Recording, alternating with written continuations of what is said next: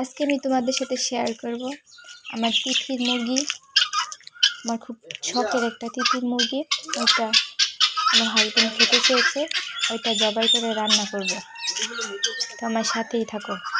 আসসালামু আলাইকুম, welcome back to my channel. যে যেখানে আছো আপুরা ভাইয়ারা, আশা করছি সুস্থ আছো, ভালো আছো। আলহামদুলিল্লাহ, আমরা অনেক ভালো আছি। চলে আসলাম প্রতিদিনের মতো দারুণ সুন্দর একটি ব্লগ নিয়ে। অবশ্যই পুরো ব্লগটি স্কিপ না করে দেখবে। আশা করছি ব্লগটি দেখার আগে অবশ্যই একটি লাইক দিয়ে দেখা শুরু করবে।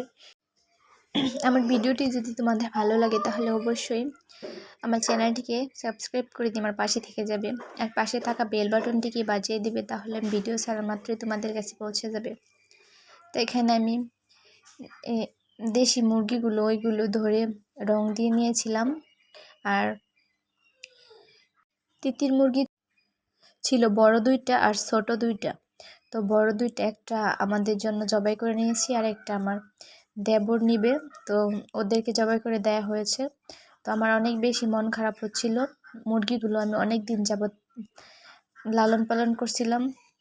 তো আমার হাজব্যান্ড বলল, মানে অনেক আবদার করছিল অনেক দিন যাবৎ, কিন্তু আমি দিচ্ছিলাম না জবাই করার জন্য।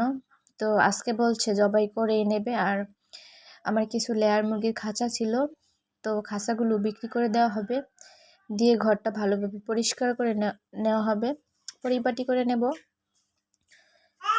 তো আমার হাজব্যান্ড ওইদিকে ভাঙাড়ির এক লোক নিয়ে আসছে খাঁচাগুলো বিক্রি করার জন্য, আর এইদিকে আমি রান্না করে নিচ্ছিলাম। তো এই তো তেল গরম করে পেঁয়াজটাকে ভালোভাবে ভেজে তারপর আমি সবসময় পেঁয়াজের সাথে লবণ দিয়ে দিই, কারণ পেঁয়াজটা ভালোভাবে সিদ্ধ হওয়ার জন্য।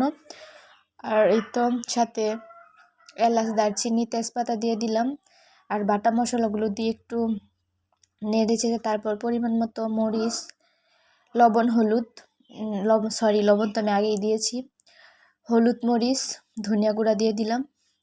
এই তো আমি এখন ভালোভাবে কষিয়ে নিয়েছি যতক্ষণ পর্যন্ত তেলটা বের না হয়। তেলটা যখন বের হয়ে যাবে তখন বুঝতে পারবেন যে মশলাটা কষানো হয়ে গেছে। এই তো আমি গোস্তটাকে দিয়ে এখন ভালোভাবে কষিয়ে নেব। এই গোস্তটা কিন্তু দেশি মুরগির মতন অনেকটা, আবারও আপনারা অবশ্যই লেয়ার মুরগিটা যেই রকম আর খেতে অনেকটা সেম ওই রকমই, কিন্তু খেতে মাশাআল্লাহ অনেক ভালো লেগেছিল। আমি তো বলছিলাম যে আমি খাবই না, আমার হাজব্যান্ড থেকে বলছিলাম তুমি একাই খাও, আমি খাবো না। কিন্তু যখন রান্না করছিলাম তখন দেখে অনেক খেতে ইচ্ছে করছিল, তখন একটা উঠিয়ে আমি খেয়ে দেখছিলাম কীরকম লাগে। তো দেখলাম লেয়ার মুরগির মতন অনেকটা টেস্ট, মানে অনেক ভালো টেস্ট খেতে।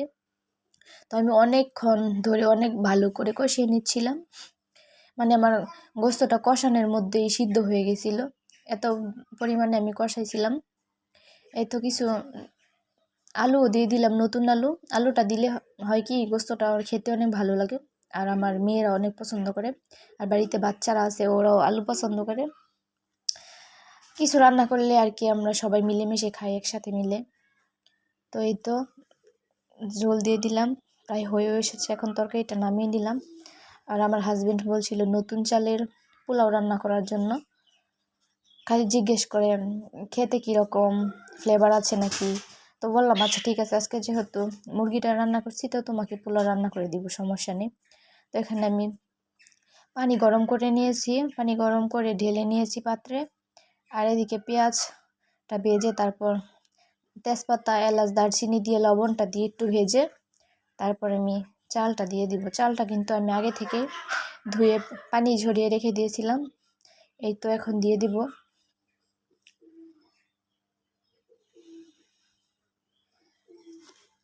এই তো দিয়ে দিলাম চালগুলো।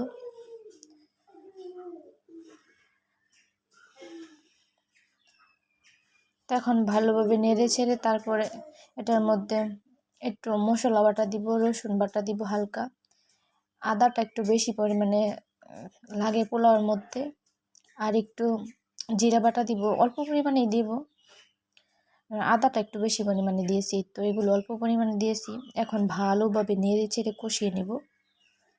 পোলাওর চালটা কিন্তু যত কষানো হবে ততই কিন্তু ভালো হবে রান্না করতে। আর এগুলো নতুন চাউল ছিল, ঝরঝরা হয়নি, আটা আটা হয়েছে রান্না করার পর। তো নতুন চাল যেহেতু তার জন্য পানি বেশি লাগে নাই, অল্প পরিমাণে পানি দিয়েছি। যতটুকু পানি গরম করেছিলাম অতটুকু পানি ব্যবহার করিনি। তো অবশ্যই কিন্তু কমেন্টে জানাবেন আমার তিথির মুরগির গোস্তটা রান্না কীরকম হয়েছে, আর আমার ভিডিওটা আপনাদের কাছে কেমন লাগে অবশ্যই কমেন্ট করে জানাবেন। এই তো কত সুন্দর দেখা যাচ্ছে, কালারটাও কিন্তু অনেক সুন্দর হয়েছে। তো এইদিকে আমার হাজব্যান্ড খাঁচাগুলো বিক্রি করে এই যে টাকাগুলো আমার হাতে নিয়ে দিয়েছে। তো আজকে এখানে বিদায় নেব, দেখা হবে নতুন কোনো ভিডিওতে। সবাই ভালো থাকবেন, সুস্থ থাকবেন, আল্লাহ হাফেজ।